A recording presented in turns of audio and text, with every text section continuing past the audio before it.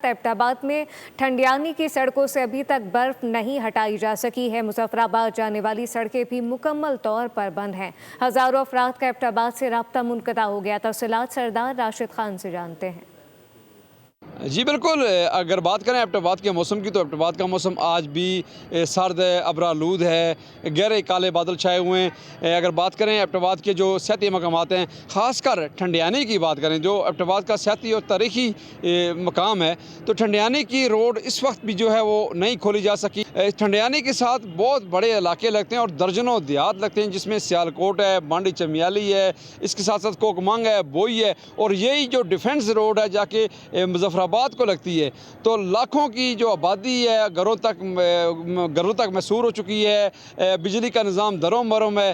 पूरा इलाका अभी भी जाम है। ना ही महकमा CNW और ना ही दीगर कोई डिपार्टमेंट इस इलाके में गया है और लोगों को शदीद परेशानी का सामना है। अभी तक जो है ठंडियानी की जो मरकज़ी मेन शारा है वो भी सही तरीके से नहीं खोली जा सकी। जी सब्सक्राइब करें और बेल दबाएं ताकि कोई खबर रह न जाए।